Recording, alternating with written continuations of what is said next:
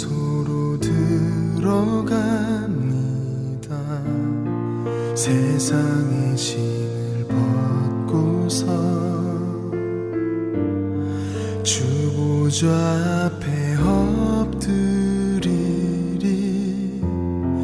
내 주를 향한 사랑과 그 신뢰가 사그러져 갈 때 하늘로부터 이곳에 장막이 덮이네. 이곳을 덮으소서. 이곳을 비추소서. 내 안에 무너졌던 모든 소망 다 회복하리니. 이곳을 지나소서. 이곳을 만지소서. 내 안에 죽어가는 모든 예배 다 살아나리라.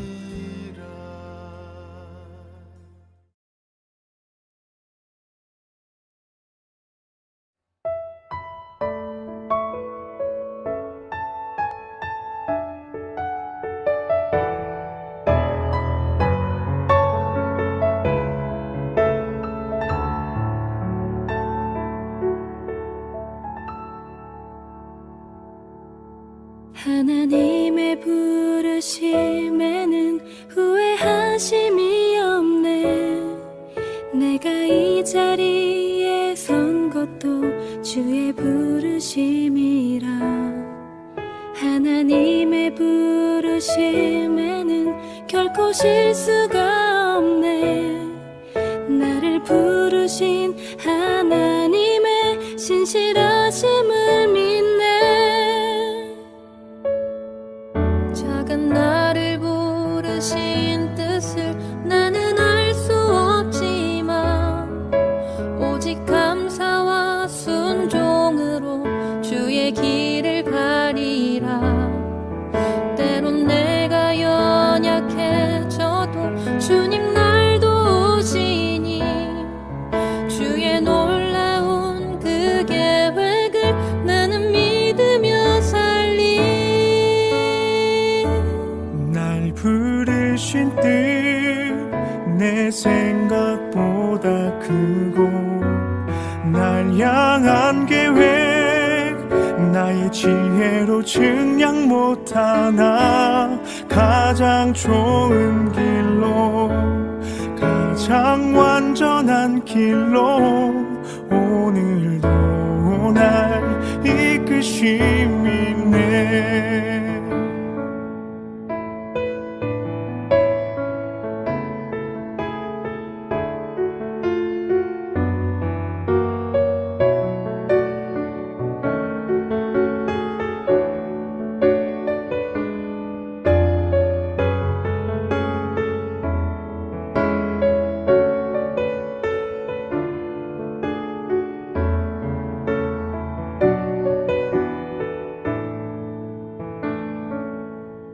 하나님의 부르심에는 후회하심이 없네.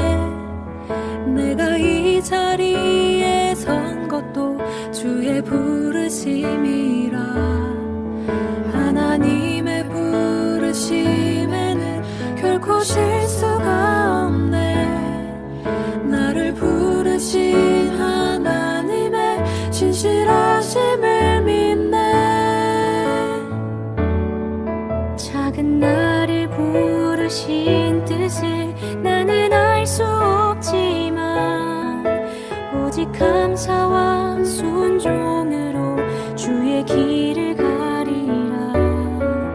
때론 내가 연약해져도 주님 날 도우시니 주의 놀라운 그 계획을 나는 믿으며 살리.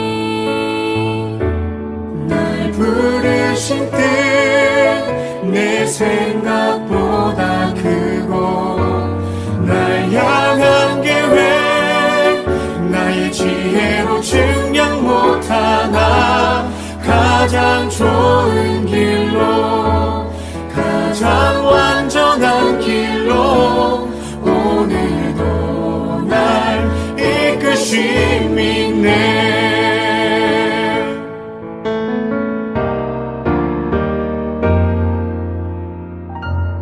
날 부르실 때 내 생각보다 크고 날 향한 계획 나의 지혜로 증량 못하나 가장 좋은 길로 가장 완전한 길로 오늘도 날 이끄심 있네.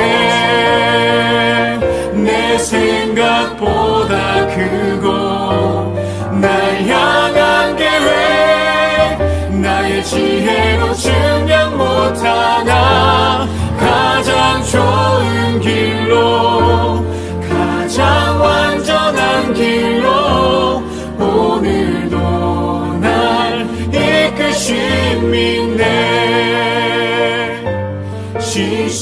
신실하신 주를 찬양해.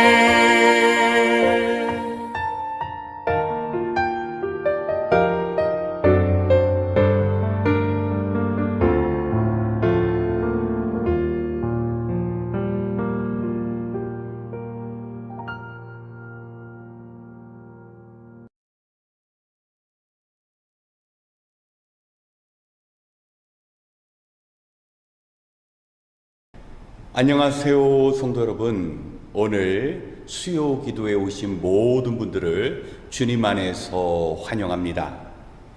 우리는 교회의 절기로 사순절 둘째 주를 보내고 있습니다.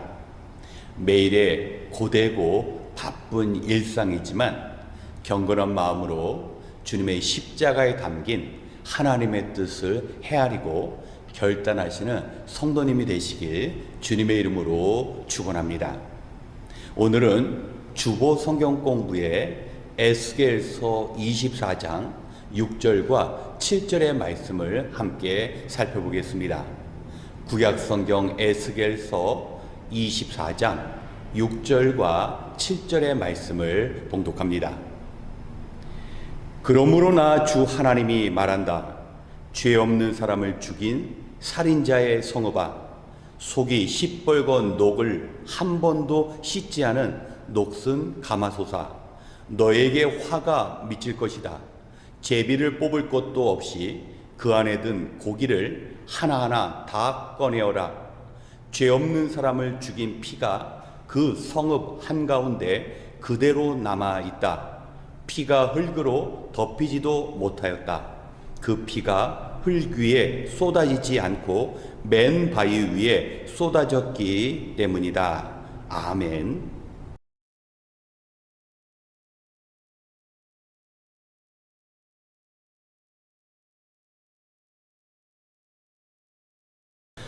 우리는 세상에서 참으로 많은 사람들을 만나고 또 더불어 살아가게 됩니다. 그런데 우리가 살아가면서 사람들을 대하는 태도는 하나님께 있어서 중요한 관심사입니다. 오늘 본문의 말씀을 보면 예루살렘 성이 멸망당한 이유가 기록되어 있습니다. 하나님께서 이스라엘을 심판하셨는데 그 심판의 중요한 원인 중에 하나는 이스라엘 백성들 사이에 잘못된 관계에 있었습니다. 하나님께서는 그 이유를 설명하시고자 에스겔을 통하여 당시 사람들이 쉽게 이해할 수 있는 가마솥을 예로 삼으셨습니다. 많은 양떼들이 모여있는 곳에서 좋은 한 마리의 양을 잡습니다. 그리고 커다란 가마솥을 걸고 물을 부은 후 그 잡은 양의 살코기와 뼈를 넣고 불을 지핍니다. 보통은 요리를 할 때 강불이나 약불, 불을 조절하면서 요리를 합니다. 그런데 지금 가마솥에 고기를 넣고 삶는데 처음부터 끝까지 강한 불로 요리를 하는데 그 안에 물이 쫄아들고 또 그 안에 있는 살과 뼈가 전부 불탈 때까지 불을 지핍니다. 이것은 요리가 아닙니다. 지금 가마솥에는 시뻘건 녹이 덮여있기 때문에 아무리 좋은 재료를 넣고 조리를 하더라도 그 음식은 먹을 수가 없는 것입니다. 지금 이 비유에서 나타나는 녹슨 가마솥은 바로 죄 없는 사람들을 살인한 살인자의 성읍인 예루살렘을 이야기하는 것입니다. 하나님께서는 가나안 땅의 하나님의 백성들이 서로를 돕고 섬기며 보살피는 사랑의 관계 속에서 살아가게 하셨습니다. 그런데 사람들이 물질의 마음을 빼앗기고 나서 힘없고 연약한 동족들을 팔아서 자기의 이익을 추구했습니다. 우리 사람에게 있어서 나쁜 본성 중에 하나는 강자에게는 약하고 약한 자는 짓밟고 함부로 대하며 굴림하고자 하는 그런 본성이 있다는 것입니다. 이스라엘 백성들은 힘 있는 자가 돌보아야 할 당시에 고아와 과부와 하나님의 종들을 학대하고 그들을 신발 한 켤레의 가격에 팔고 사면서 노동력을 착취했습니다. 그런데 이러한 모습은 하나님께서 견딜 수 없는 심각한 죄로 나타났다는 겁니다. 당시 이스라엘 백성들은 수차례 선지자를 통하여 사람들의 이 잘못된 관계와 사회 정의에 대해서 책망하게 하였습니다. 그런데 이스라엘 백성은 회개하지 않았습니다. 마치 그 가마솥 안에 녹이 슬었을 때 그 녹을 제거해서 맛있는 요리를 할 수 있는 좋은 조리 기구가 되어야 하는데 이스라엘 백성들은 그 물질의 눈이 빼앗겨서 동족들을 짓밟고 그들을 살인하는 일도 서슴지 않았다라는 겁니다. 그런데 이스라엘 백성들이 그러한 삶이 얼마나 하나님의 마음을 아프게 하는 것인지 알지 못하였습니다. 그래서 하나님께서는 선지자 에스겔을 부르셔서 오늘 아침에 에스겔의 아내가 하나님의 부르신 가운데 죽게 될 것이라고 말씀하셨습니다. 그리고 아침에 그 죽음의 선고를 받고 나서 에스겔의 아내는 저녁에 죽임을 당하였습니다. 그런데 하나님께서는 에스겔을 향하여 너가 아내를 잃었지만 결코 슬퍼하거나 어떠한 장례 예식도 치르지 말라고 명령하십니다. 여러분, 에스겔의 입장에서는 도저히 받아들일 수 없는 일입니다. 사실 포로로 잡혀와서 30대에 제사장이 되어서 성전에서 하나님의 일을 해야 하는 에스겔은 제사장이 아니라 이스라엘의 심판을 전하는 선지자였습니다. 하지만 그의 외침을 사람들은 받아들이지 않았습니다. 그의 모든 가르침을 거부하였습니다. 이런 현실 속에 제사장이 아닌 선지자로 살면서 느끼는 그 괴리감과 많은 어려움을 아내와 함께 나누었을 것입니다. 어쩌면 아내가 에스겔을 격려하면서 하나님의 그 뜻대로 살아가라고 그 곁에서 큰 힘이 되어주었을 것입니다. 그런데 하나님께서는 그 아내를 죽게 하셨습니다. 여러분, 이 땅에서는 자신의 죽음을 통하여 하나님의 메시지를 전하기도 합니다. 그리고 죽은 아내를 통하여 하나님의 마음을 전하는 사명이 에스겔에게 주어진 것입니다. 왜 에스겔은 자신의 한 몸과도 같은 아내의 죽음 앞에서 슬퍼하면 안 되는 것이었을까요? 그것은 바로 하나님께서 예루살렘을 심판하는데 죄 없는 사람들을 함부로 대하고 그들을 살해한 그 예루살렘 안에 있는 사람들을 심판하시되 그들이 장래 예식을 치룰 수 없는 더 큰 슬픔의 일들이 일어나게 된다라는 것을 말씀하고 있는 것입니다. 지금 예루살렘 성전이 무너지게 됩니다. 그들은 정말 큰 슬픔 앞에서 그 아픔을 애통하면서 함께 애도의 시간을 가져야만 했습니다. 그런데 예루살렘 성이 멸망당하면서 그 안에 있는 사람들의 자녀들도 죽음을 당하게 된 것입니다. 지금 장래 예식이 이어지기 때문에 더 이상 애도할 수 없는 그 상황은 자신의 사랑하는 아내를 잃어버린 에스겔이 그 아내의 죽음을 슬퍼하거나 애도할 수 없는 그 상황을 이스라엘 백성들에게 전하고 있는 것입니다.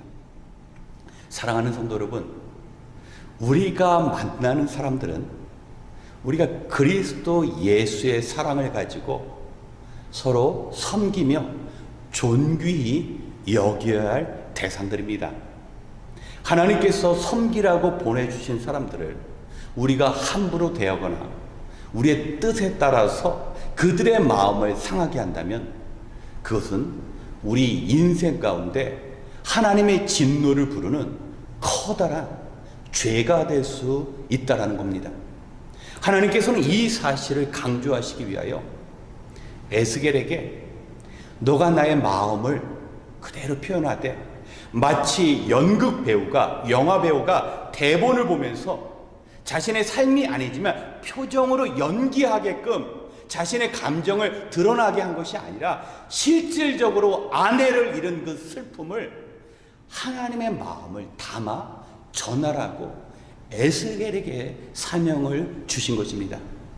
사랑하는 성도 여러분, 하나님께서 우리를 구원하셨을 때 그 구원의 동기는 하나님의 사랑과 그 무한하신 긍휼하심입니다. 그런데 더불어 하나님은 우리를 구원하신 목적도 있으십니다. 그것은 바로 우리의 삶을 통하여 하나님의 뜻을 세상에 전하는 것입니다. 하나님께서 세상을 사랑하신 그 마음을 가지고 우리 주변에 있는 모든 사람들을 사랑하면서 하나님의 그 사랑을 완성하라고 우리에게 구원받은 하나님의 자녀로서의 크신 사명을 주셨습니다. 우리는 이 사명을 놓쳐서는 안 됩니다. 우리가 만나는 사람은 참으로 귀한 사람들입니다. 하나님께서 우리를 귀하게 여기듯이 우리가 만나는 사람들도 하나님께서 귀하게 여긴다라는 이 사실을 놓치게 될 때 우리 인생에 커다란 위기가 찾아온다는 겁니다. 하나님께서는 선지자들을 통하여 수차례 하나님의 마음을 담아서 회개의 기회를 주셨지만 이스라엘 백성들은 그 하나님의 마음을 헤아리지 못하고 여전히 힘없고 연약한 자들을 살해하면서 자신의 욕망을 채웠던 것입니다. 그러기에 우리가 만나는 한 사람 한 사람은 하나님의 형상이 담긴 참으로 귀한 사람이기에 우리는 우리의 말과 행실을 가지고 정말 그들을 존중하는 마음, 그들의 어려움 앞에서 도울 수 있는 하나님의 마음이 있어야 하는 것입니다. 특별히 우리가 이제 사순절 둘째 주를 보내면서 우리보다 어려움 가운데 있는 사람들을 헤아릴 수 있는 마음이 필요합니다. 또한 내 자신을 살펴볼 때 행여나 내 말과 행동이 누군가에게 크게 힘들게 만들고 그들에게 상처가 되고 있는 그런 일을 내가 범하지 않았는지 우리 자신을 살펴보아야 합니다. 우리의 인생이 녹슨 가마솥과 같이 아무리 좋은 은혜와 귀한 말씀과 우리가 선한 행위를 한다 할지라도 우리가 이웃을 온전히 섬기지 않고 그들을 어렵게 만든다면 우리는 심판받아야 할 녹슨 가마솥의 인생인 것입니다. 오늘 말씀을 기억하시면서 우리를 향하신 하나님의 그 크신 사랑이 이 땅의 모든 영혼들 가운데 깃들어 있다는 사실을 깨달으면서 주님 대하듯이 모든 분들을 섬기며 사랑하시길 주님의 이름으로 축원합니다. 함께 기도하겠습니다. 참 좋으신 하나님, 우리는 주님의 십자가를 바라보는 사순절을 보내고 있습니다. 우리가 십자가의 주님을 묵상하되 주님께서 우리를 위해 이 땅에 오셔야만 하셨던 우리의 죄악과 우리의 연약함과 부끄러움을 고백하는 시간을 갖게 하여 주시옵소서.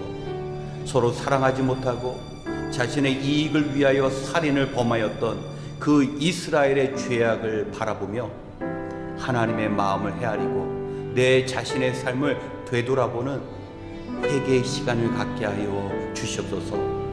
이웃과의 사랑이 회복되고 하나님께서 우리에게 향하신 그 하나님의 크신 사랑이 깨닫게 될 때 우리 안에 사라졌던 은혜가, 우리 안에 사라졌던 하나님의 그 사랑이 회복되어질 줄 믿습니다. 이제 한마음 한뜻으로 기도하는 시간을 갖기 원합니다. 우리를 위하여 죽으신 그 십자가의 주님을 묵상하고 또 그 죽으심을 세상에 증거하는 사명 감당하는 사명자로 세워지는 이 시간이 되게 하여 주시옵소서. 주님의 이름으로 기도하는 이 기도가 하나님의 뜻을 이루며 우리의 삶의 문제를 해결하고 능력이 되는 기도가 될 수 있도록 주님 이 시간 함께하여 주시옵소서. 모든 것을 감사드리며 우리의 영원한 소망이 되시는 예수님의 이름으로 기도드렸습니다. 아멘. 이 시간 먼저 오늘의 말씀을 기억하며 자신을 위하여 기도하겠습니다. 예루살렘의 멸망은 죄악된 하나님의 백성을 향한 하나님의 심판이었습니다. 우리에게 있어서 하나님보다 더 사랑하는 것이 있다면, 우리에게 하나님께서 보내주신 그 사람들을 우리가 귀하게 여기지 않는다면 우리는 하나님의 진노 앞에 설 수밖에 없습니다. 우리의 인생에 경계의 대상이 있습니다. 바로 우리의 자녀, 물질, 세상의 지식과 육체의 쾌락, 이 모든 것을 하나님보다 더 사랑하는 것입니다.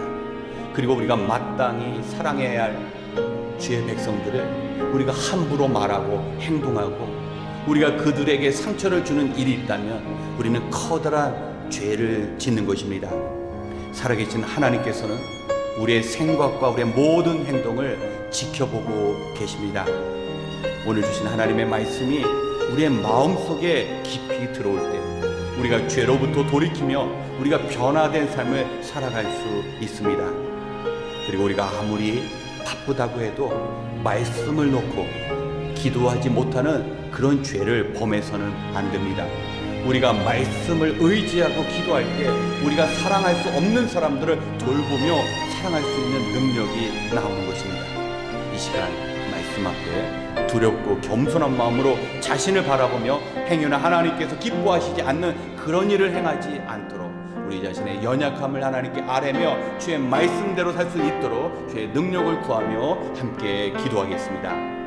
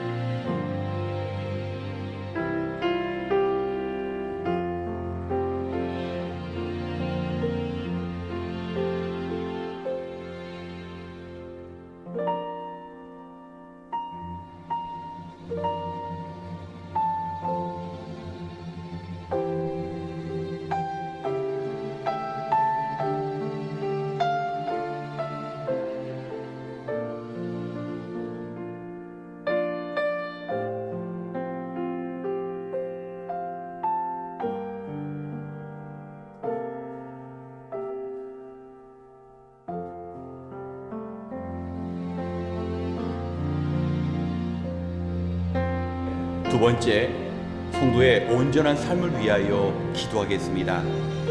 에스겔이 행한 모든 삶은 당시 사회에 던지는 하나님의 마음이며 경고였습니다.